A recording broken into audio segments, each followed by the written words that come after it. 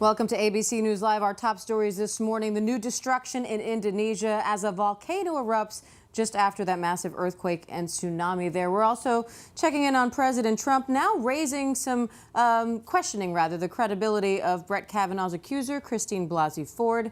This as we get some dramatic testimony out of Chicago as an officer takes the stand to defend himself against murder charges. We have those stories coming up right after your headlines.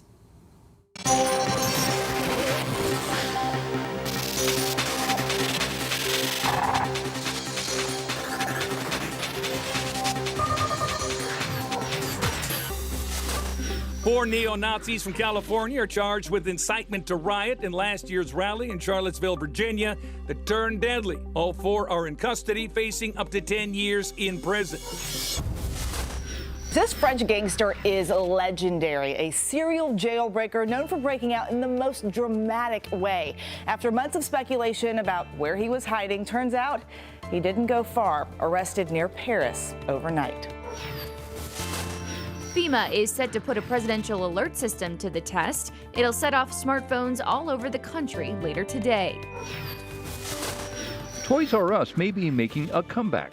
The owners of the retailer's assets have canceled a bankruptcy auction. Court papers obtained by the Wall Street Journal say they're now looking at new concepts for the Toys R Us and Babies R Us brands. The NBA plans to ban Kanye West's soon-to-be-released basketball sneaker. Industry sources say the shoe will not be permitted because the reflective design on the heel could be too distracting for players on the court and viewers at home.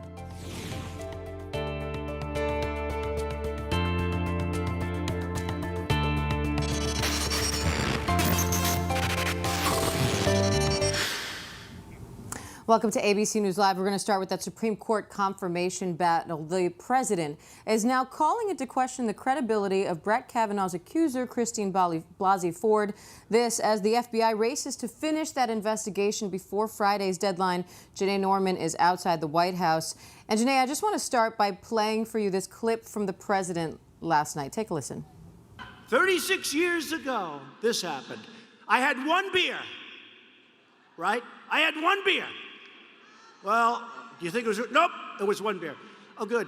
How did you get home? I don't remember. How'd you get there? I don't remember. Where is the place? I don't remember. How many years ago was it? I don't know. I don't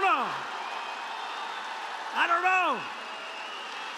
What neighborhood was it in? I don't know. Where's the house? I don't know. Upstairs, downstairs, where was it? I don't know. But I had one beer. That's the only thing I remember. So that's the president sort of mocking Christine Blasey Ford for not remembering everything about that day that she says she was assaulted by Brett Kavanaugh. But this seems like a reversal for the president, Janae, isn't it? Right, Diane. Now, remember last week, right after her testimony, the president called that testimony very compelling. He said that Christine Blasey Ford was a very credible witness. But fast forward less than a week, and he's openly mocking her in front of a crowd that cheers him on. It's a complete shift and change in tone. And it even has some Republican senators speaking out. Susan Collins saying the president's remarks were just plain wrong. Jeff Flake calling it kind of appalling. So he's facing backlash for that, but also for some remarks that he made to reporters here at the White House yesterday before he took off for Philadelphia. The president was asked about an interview with his son, Don Jr., where he said that he worries more about his sons than his daughters and the chance that they'll be the victims of false accusations of sexual misconduct. Take a listen to what President Trump said yesterday. Well, I say that it's a very scary time for young men in America when you can be guilty of something that you may not be guilty of. This is a very difficult time. And when the president was asked if he had a message for young women, President Trump said, quote, "Women are doing great." Diane. All right. Well, Janae, we also know that Christine Blasey Ford's lawyers are now questioning why the FBI hasn't reached out to her yet. As we know, the clock is ticking on this investigation. What's the latest on that? Right, trying to wrap that investigation up by Friday. Last we heard from Ford's attorneys, she had not been interviewed by investigators, and they're demanding that that happens. They sent a letter to the FBI saying it's inconceivable that the FBI could do a thorough investigation of Dr. Ford's allegations without interviewing her. We do know that investigators have interviewed Deborah Ramirez, the second woman to accuse Kavanaugh of sexual misconduct that she says happened when they were students at Yale. Kavanaugh also denies that claim. And Diane, despite all of this, Senate Majority Leader Mitch McConnell reiterated this morning that the Senate will vote on Kavanaugh's nomination this week. He says, quote, "It is time to put this embarrassing spectacle behind us." So we will know what happens in just a few days. All right, Janae Norman from the White House. Thanks, Janae. Meanwhile, the New York Times is reporting on some accusations of its own against the president. The paper reports that the president took part in legally questionable schemes to avoid taxes on a large inheritance that he got from his father. New York State authorities are now investigating, and ABC's Kira Phillips has the details for us. I got a very, very small loan from my father many years ago. I built that into a massive empire, and I paid my father back that loan. It's a story Donald Trump has been telling for decades. I started with $1 million loan. I built a company that's worth more than $10 billion. But reporters for the New York Times, who say they examined more than 100,000 pages of documents, claim it isn't true. They report Donald Trump's father, Fred, actually lent him at least $60.7 million, adding that much of the money was transferred through dubious tax schemes, including instances of outright fraud, and that Donald Trump sometimes played an active role. According to their investigation, by age 3, the president was earning $200,000 a year in today's dollars from his father's empire. He was a millionaire by age 8. In his 40s and 50s, thousands of people are spending millions of dollars on New York City. He was receiving more than $5 million a year, netting $413 million in today's dollars over time. There are tax returns of Trump companies, Trump partnerships, Trump trusts. The Times reporters, whose process is captured in this Showtime documentary. Fred Trump's estate tax return is in the building right now. It's incredible that we have it, and that opened a door to understanding a huge transfer of wealth that happened and gave us so much more information to be able to understand the tax games that were played.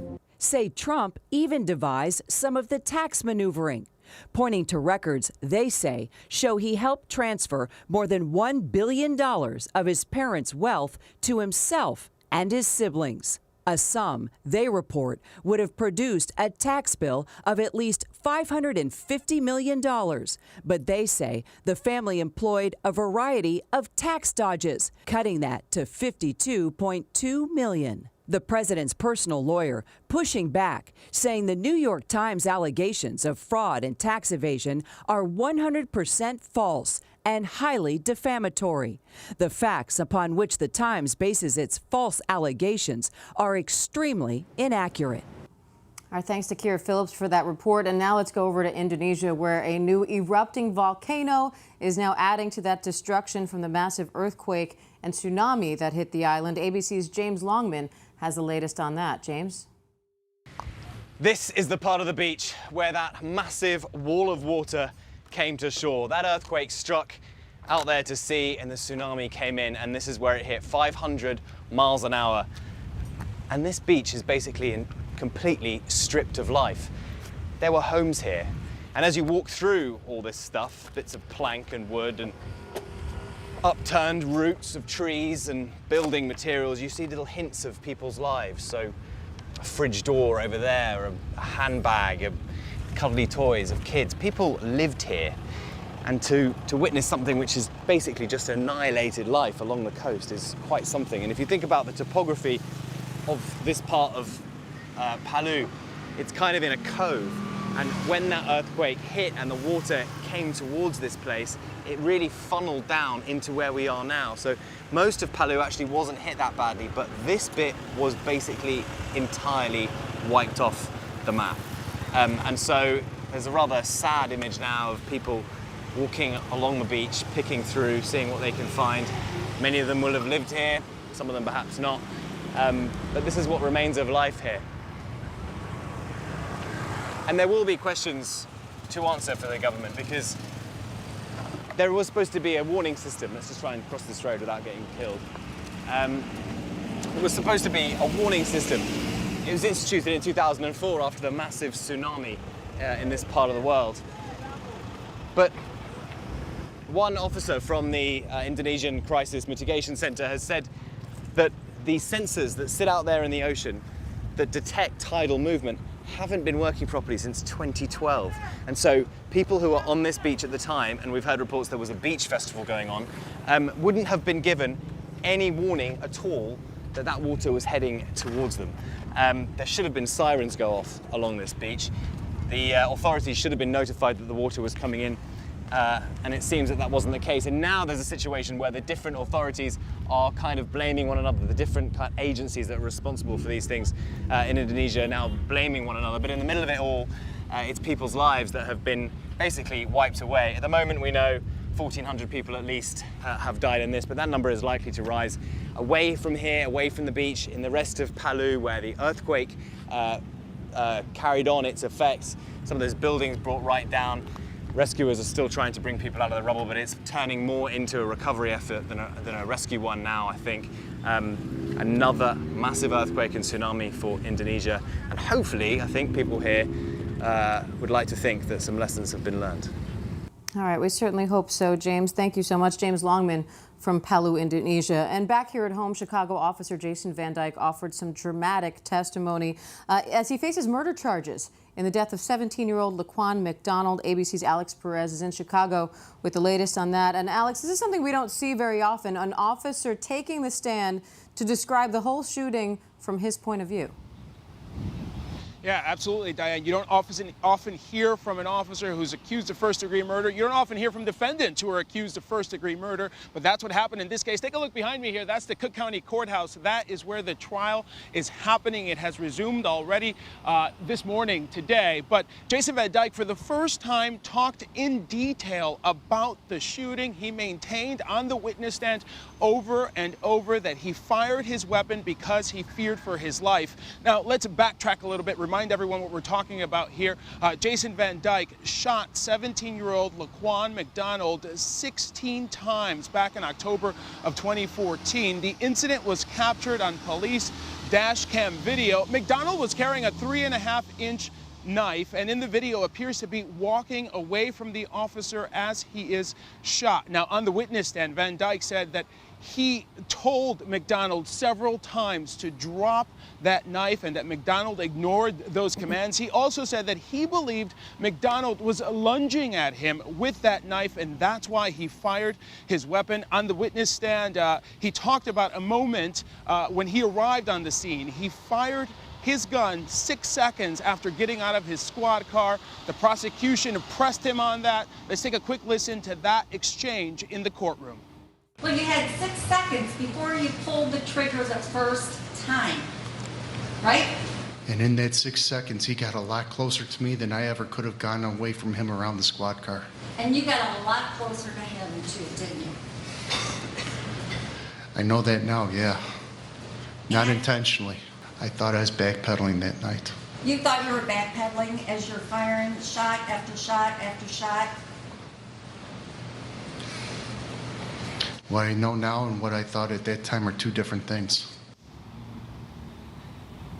Now, Van Dyke, as I mentioned, is charged with first-degree murder. If convicted, he could face life in prison. The city and city officials now bracing for that verdict, which could come soon. They're bracing for possible protests and demonstrations. Here around the courthouse, I want to show you, there are already fences up, a perimeter that has been created all around the building. And if you look the other way here, there are officers just standing by, making sure things remain calm here. Now, I can tell you at this point, the protesters have been few, and the demonstrations have all so far been very, very peaceful. But of course, officials here want to be ready for anything. This case likely to go to the jury sometime this week. Diane? All right, Alex Perez for us. We will await a verdict in that trial. Thanks, Alex. And now over to Tennessee, where an urgent manhunt is underway. Schools are on lockdown and police are using helicopters and planes trying to locate a fugitive they say killed 2 people. Steve Osinsami is in Clarksville, Tennessee. Steve, what's the latest on this investigation? Well, there were a couple possible hits overnight. Police found what looked like a sleeping bag and some other materials in a wooded area. They don't know at all if this is the man they're looking for, 53-year-old Kirby Wallace, but it is something.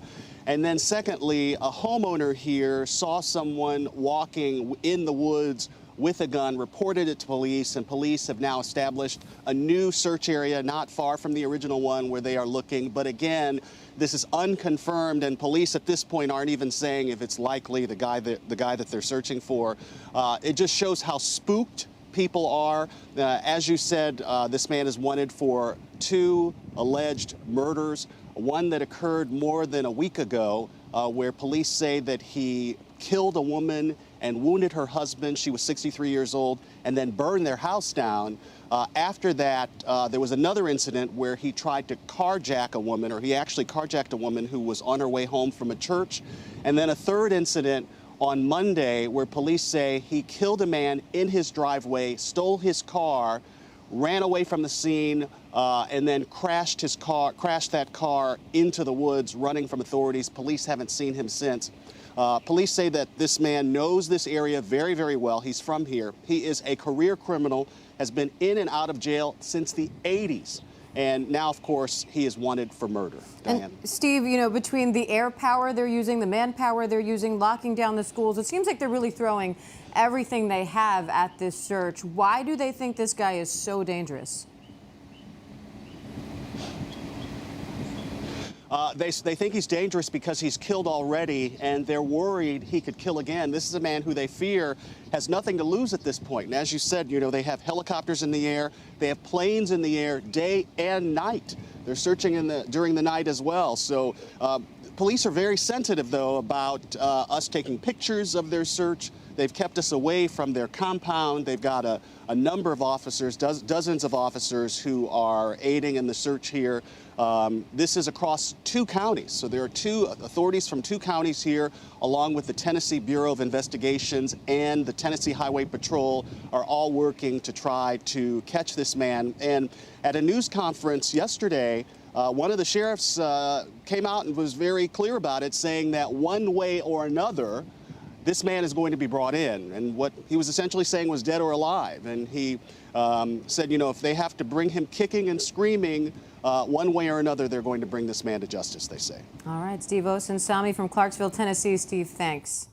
And a bit of lighter news now. The Duke and Duchess of Sussex are heading for the first time to Sussex. Prince Harry and Meghan were greeted with cheers from well-wishers there, and Julia McFarlane is outside Buckingham Palace with all the details for us. Julia, why is this trip so important? Hey Diane, we're outside Kensington Palace, which is of course the home of Harry and Meghan, but they're not here today. They are a little south of London, and this is important because this is the couple's first official joint trip to the counties of Sussex, their official namesake county. So they arrived here by helicopter today.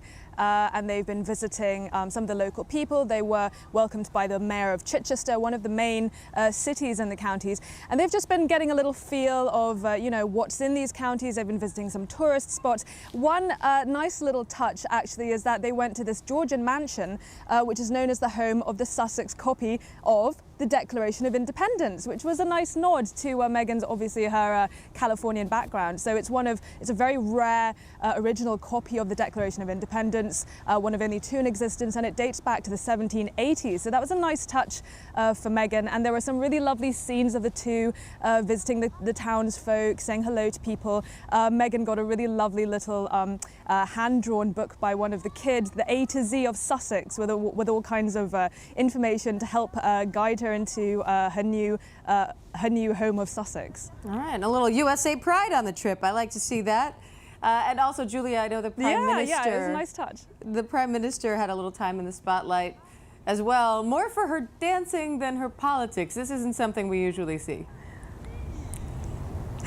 Yeah, it's funny because Prime Minister Theresa May, she's not known for her charisma, for her sort of ease in front of the camera. She is known for being quite straight-laced. And of course, today was basically the Conservative Party convention. We have this every year. It's called Conference. And she opened her big speech by walking on stage to ABBA's Dancing Queen and giving a little boogie before she got to the lectern. Now, this is funny, and this is sort of her poking fun at herself.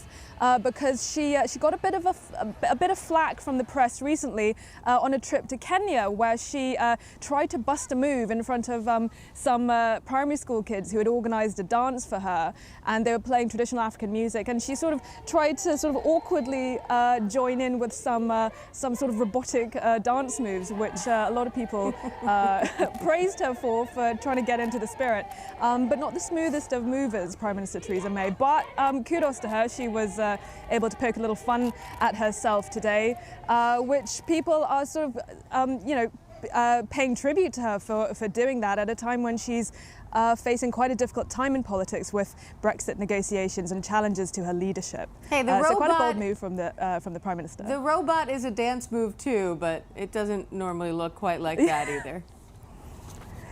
No, I think she needs a bit of practice. Well, good for her for being a good sport and having a good laugh about it and allowing us all to have a good laugh about it. Julia McFarlane. Exactly. There from outside Kensington Palace. Julia, thank you. And finally, let's come back here at home and take a look at our weather forecast. Ginger Z is in our weather headquarters keeping track of it all for us. Ginger? Diane, thank you. Let's talk about some of the weather headlines happening across the nation. And we really have to start with those tornadoes. 3 reported tornadoes in Pennsylvania, one of them in Moscow, Pennsylvania. You can see the upward motion there. That's definitely a tornado. And it certainly was in western Pennsylvania, just over the Ohio state line. That cone ripping across the land and doing damage. There was a nursing home in Coneyville, Pennsylvania, where 100 residents had to be evacuated from this place, but fortunately none of them were injured.